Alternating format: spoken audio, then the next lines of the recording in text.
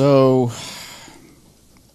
I first saw our speaker, Edwene Gaines, when I was fairly new to the teaching. It was in Fort Lauderdale in the early 1990s. And I think you were a teenager then, weren't you? It was pretty, 14, yeah, she came to speak. And it was one of those experiences where I didn't know who she was, other than, that the minister had said, you want to come see this person? And I did, and went to the workshop and everything. And when I left that day, I was a different person. It was one of those kinds of experiences. I think the term is, she rocked my world.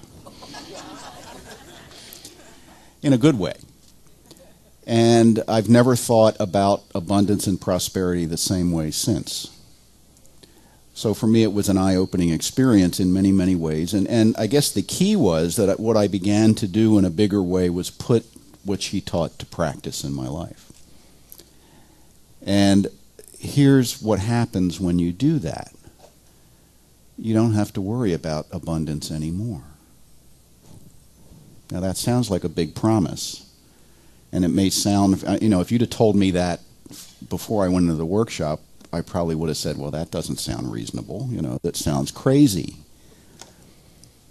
But what I learned there was some things I already knew, but some things that I didn't know. And I learned really the power of my own mind as it related to things that are out here in what we call reality.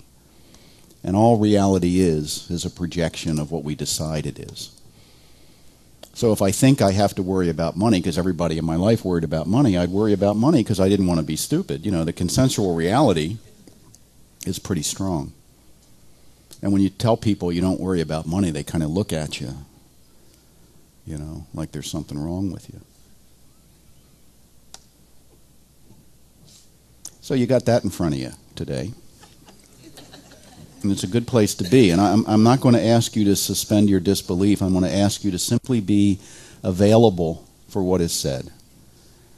Edwene comes out of the Unity movement. She's also studied the science of mind extensively. She has spoken at pretty much every New Thought community on earth. And she speaks to many groups, business groups and various faith traditions and so forth.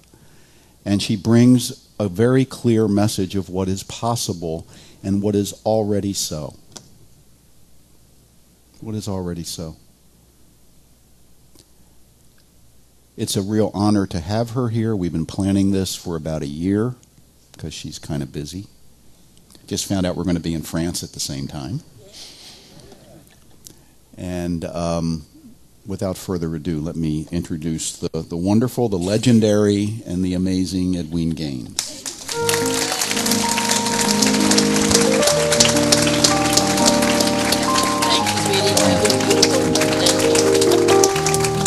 Gosh, I'm going to take him with me to introduce me. Wasn't that wonderful? Who is he talking about? I don't know. First of all, I want to thank Patrick for that beautiful opening treatment. And Reverend Jim, the meditation was just marvelous. Thank you. And also, I want to thank Lane and Edith, who came all the way down to the airport and picked me up this morning and brought me here at the airport hotel where I was last night. Thank you so much. And this music team, oh my gosh, Andy, I want to give you our highest Alabama compliment. Are you ready for this, sugar? What we would say in Alabama is, honey, this morning, you about blew my dress up. Good stuff. Oh my gosh. Beautiful, beautiful. Thank you, God. So, thank you for having me. My name is Edwene Gaines, and what I want you to know about me is that I am a woman of power. And I'm a woman of passion.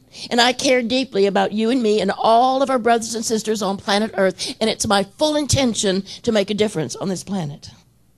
In 1976, I made a commitment to the Lord of my being, the goddess within me, that I would be 100% responsible for the transformation of the abundance consciousness of planet Earth. I travel around the world now about 250 days a year, and I've done so for 30 years, enrolling co-equal laborers in this task. Now, I'm very clear that I don't have the foggiest notion how to do this. But one of my teachers said to me, but Edwene, you didn't know how to do puberty either. Did you? I didn't know how to be born consciously. Consciously, I did not know how to give birth to a child. And yet, somehow, I was able to do those wonderful things. And what I know now with clarity and with certainty is that when any one of us puts our intention out there, and we make a 100% commitment to that intention, and we make every step a step of impeccability, a step of integrity, then somehow the universe opens up a way where before there was no way. So just take a deep breath, if you would, and let me share with you what I call prosperity. Prosperity for me is a vitally alive, healthy body for this God being that we are to express through. Prosperity is relationships that are joyous and satisfying and intimate and honest and nurturing and that work all the time. Prosperity is work that we love so much. It's not work, it's play. And prosperity is all the money we can spend. So if that would work for you, would you humor me this morning and give me a good old Alabama amen, sister? Yes. All right, I'll take you home with me.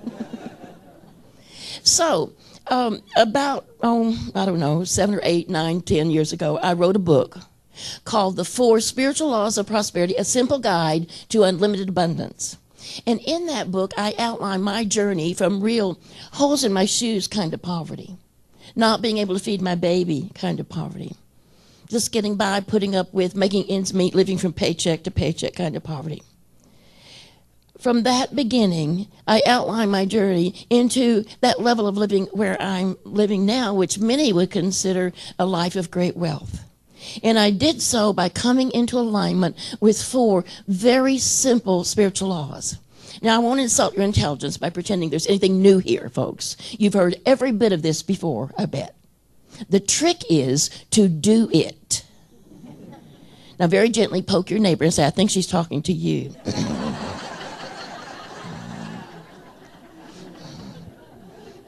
We're going to talk about 3 of these laws this morning and all 4 this afternoon in depth. But before we get into that discussion, I want to share something with you that's kind of personal. And I'm just going to trust you not to tell anybody. I have an addiction. I am addicted to hot rollers. You know those electric curlers you plug in, get real, real hot? You kind of fry your hair. Well, you wouldn't know that, would you? But you kind of fry your hair into new position. I just love those things. I have every set ever made. I never go anywhere without a backup. I took 3 sets with me into the middle of the Amazon rainforest. Couldn't plug them in, but honey, if I ever found a plug, I was ready. But here's the deal. If I don't plug those suckers in, they won't get hot. I can fall on my knees before them and say, please, you've heated up for other people. If you love me, you would do this. And my rollers just look at me like I've lost my mind. If I want my rollers to get hot, I have got to plug them into that energy system that is always there, ready to respond to every demand I make upon it. If you want your life to work, you've got to plug yourself into that energy system that I call God, that is always there, ready to respond to every large and every small demand that you could possibly make. But you have got to plug yourself in. And the way that we do that, in my opinion, is by coming into alignment, coming into obedience with these 4 very simple laws. Spiritual law number 1. We're required to acknowledge that we know that God is my source. Say it with me. God is my source. Easy to say. But the law requires an action. And that action is, in order for us to acknowledge that we know that God is our source, we're required to return 1/10 of all that we've received back to that person, place, or institution where we've received our spiritual food. It's called the tithe. T-I-T-H-E. Now take a deep breath. Don't go unconscious on me.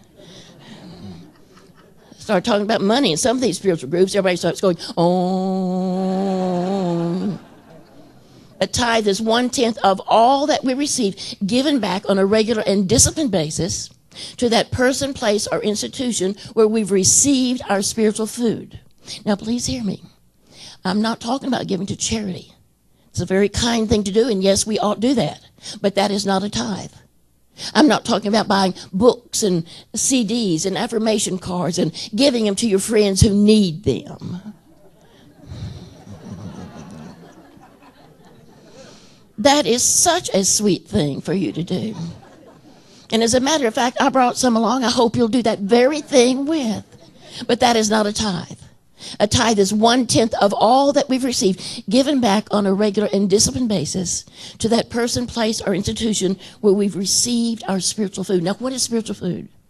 Spiritual food is that which causes us to remember who we are, wakes us up and shakes us up and gets us back on our spiritual pathway. And if you're fed through this ministry, your tithe belongs here, but only you know.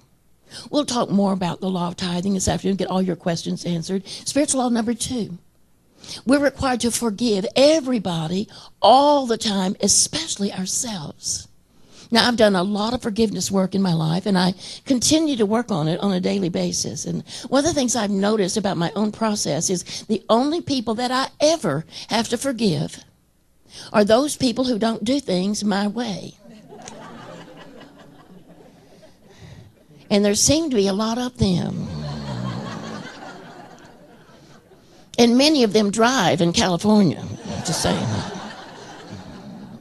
So one of my forgiveness techniques is every night before I go to sleep, I ask myself in prayer, have I put anyone outside my heart today? And usually I have. There's some poor soul out there that did not get Queen Edwina's edict about how to behave on planet Earth, so it's off with their heads. So I have to look, first of all, and forgive myself tenderly and gently. Do you hear that? Don't beat yourself up. Forgive yourself like you would forgive a little child. And then I have to forgive them for not understanding what my rules are. And then I have to look and see what was the situation, what was going on there. For me, it's always the same issue. It's a control issue. I know how you ought to behave. Do you hear that? I'm working on it. Pray with me. Another one of my forgiveness techniques, I do this one about every 6 to 8 months, and I call it a complete forgiveness inventory.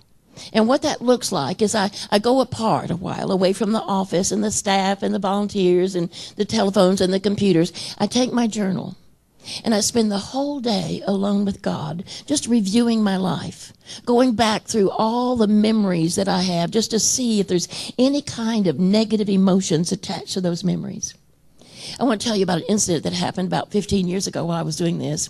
I went way back. My grandparents, my parents, my little brother, up through school teachers and classmates, and up through high school boyfriends and girlfriends, and then up through college professors and activities. And then I got up to work situations, bosses and co-workers, and then employees. And then I got up to all my ex-husbands, and that just takes forever to do that. So I got up to husband number 2, and I was just sure we were complete.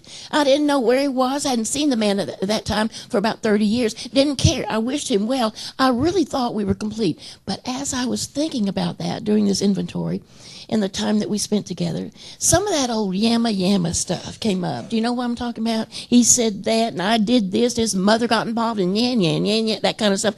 I thought, well, this will never do. So I sat there.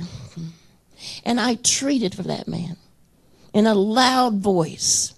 I spoke affirmations for him. I'm telling you, they were powerful. I said things like, I see you happy and healthy, vitally alive, energetic, getting along great with your kids, engaged in nurturing and loving relationships, traveling, living in a beautiful home, successful in all your businesses. I see you still running and playing tennis and racquetball the way you still love to do. I see you successful in all that you do. And I prayed for that man up one side and down the other. When I got through, I felt good. That was complete.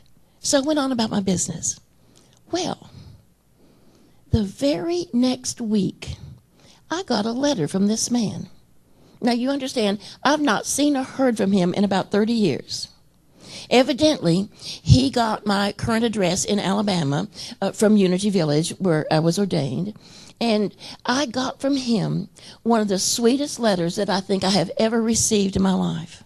It went sort of like this. Dear Edwina, you've been on my mind a lot lately, and I just wanted to touch base with you and to let you know how wonderful my life is going these days. He said, I'm happily married to a beautiful woman. We have a brand new gorgeous home. We're doing a lot of traveling. The kids all graduate from college. My businesses are extremely successful. I'm making a wonderful contribution now and then to my community, and I'm still running and playing tennis and racquetball the way I used to love to do. He's feeding back to me everything that I affirm for him. And then he says, I'm writing because I wanted to thank you for the contribution that you made to my life, and to let you know that I remember with fondness some of the laughter that we shared and the good times that we had. And he said, I also remember with sort of a bittersweet poignancy, some of the very difficult lessons that we had to learn with each other. But what I want you to know more than anything else, he wrote, is this, that no matter how wonderful my life is today, I am knowing that yours is even better. Oh, so sweet. And inside the envelope, he had included for me a check for $3,000. So I pretty much pray for him every week now.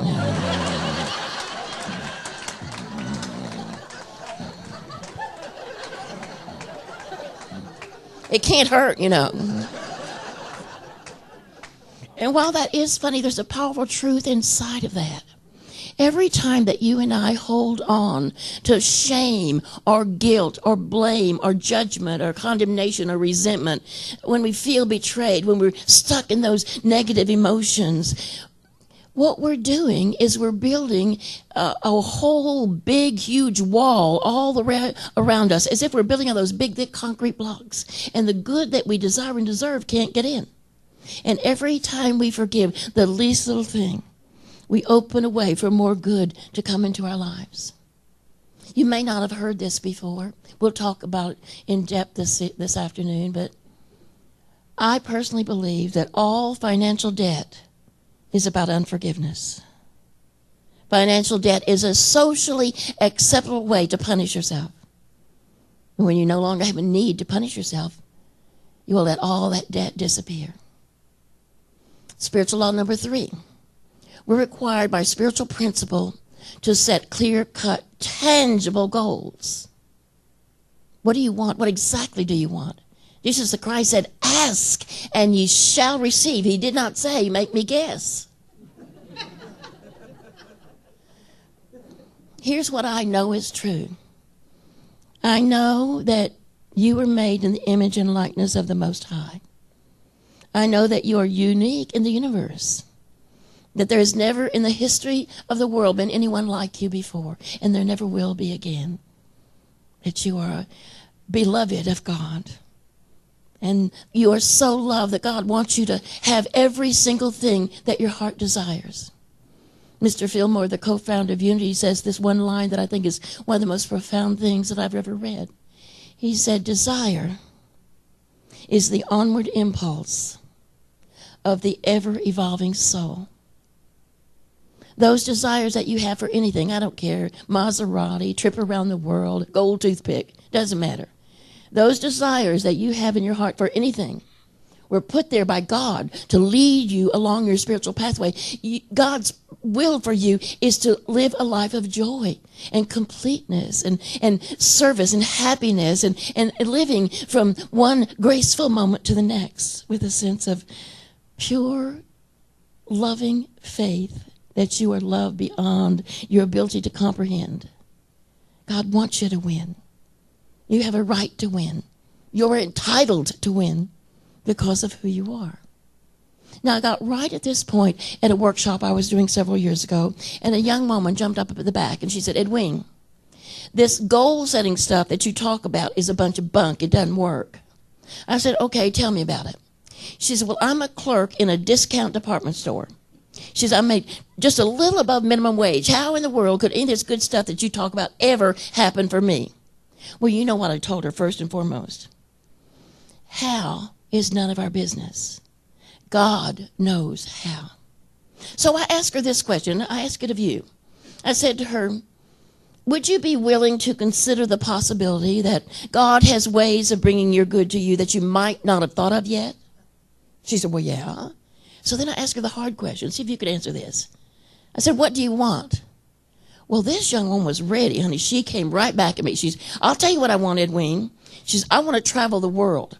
I want to see all those sites I've just read about and seen pictures of and watched documentaries on television. I want to go to Machu Picchu in Peru and visit all the South American countries, go in the rainforest. And I want to go to Tibet and China and India. I want to go to the capitals of Europe. I want to go to Australia and Tahiti. And I want to go to Fiji. She said, I want to go to the opera in Italy and the casino in Monte Carlo. She said, I want to see the world. And she said, I want to travel first class.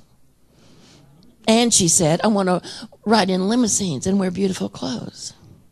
So I asked her then, would you be willing to consider the possibility that God knows exactly how to do that? She said, well, yeah. I said, then I'm going to ask you to make 2 commitments to me. Commitment number 1, I'm going to ask you to do these 10 steps to successful achievement. They're in my book, and you'll get a handout from them this afternoon. I'm going to ask you to do every single one of those steps. Don't skip any of them. Will you promise me you'll do that? She said, I will. I said, now the second commitment I want from you is this. I want you to get back in touch with me and give me a report. She said, I promise you I will. Well, I didn't hear from this young woman for quite some time. But when she called me, I remembered who she was. I said, okay, tell me what happened. She says, Edwene, after that day, I went back to my job as a clerk in a discount department store for about 3 more months. But all the time then, I was working every day on this 10 steps to successful achievement. So I didn't skip any of them. I did everything that list told me to do. After about 3 months on the job, I found myself one morning, as I awakened in my bedroom, I found myself shouting out to my bedroom walls, I am not a clerk. I don't know what I am, but I am definitely not a clerk. Not that there's anything wrong with being a clerk, but she didn't feel that was her destiny. So she said, I went in that very day and I quit my job. She said, now I knew I had to have another job, so I began immediately going out for interviews.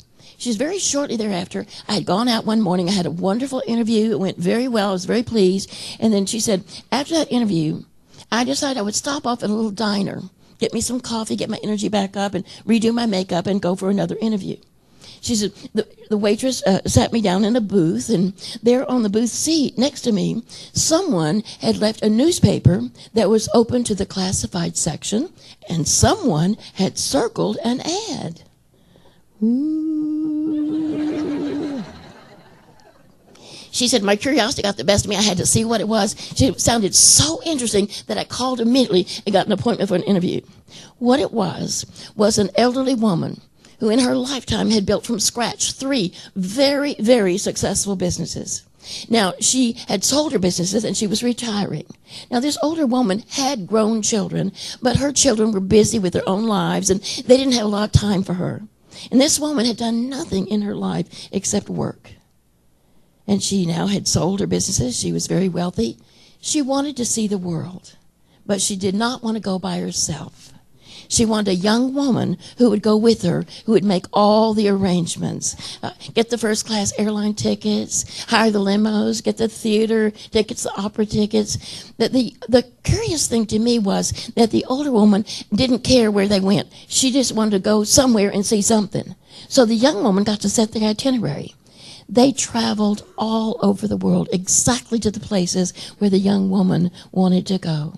And when they went to the opera in Italy and the casino in Monte Carlo, the older woman bought the younger woman some fancy clothes and loaned her jewelry. And, you know, if there's anything at all to reincarnation, I tend to believe there is, they must have known each other before because they were so closely attuned, this older woman and this younger woman. They became fast friends, and they enjoyed the same kinds of food and the same sense of humor, and they loved to shop, and they were just wonderful companions. They traveled together for almost an entire year, and they went everywhere the young woman had ever wanted to go.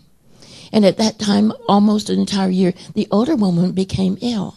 And so the younger woman brought her back to the States to her family, where she lived for about another month, and then she passed. And in her will, she left this young woman a sizable inheritance.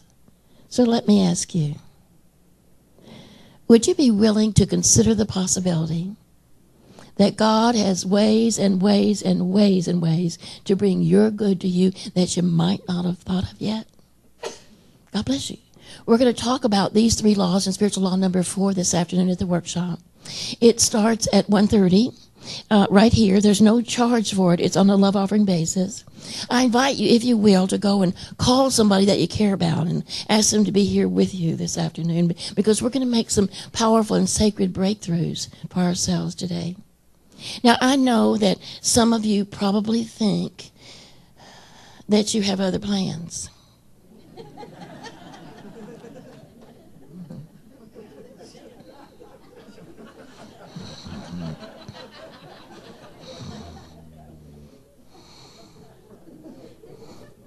Let me share this one little piece with you.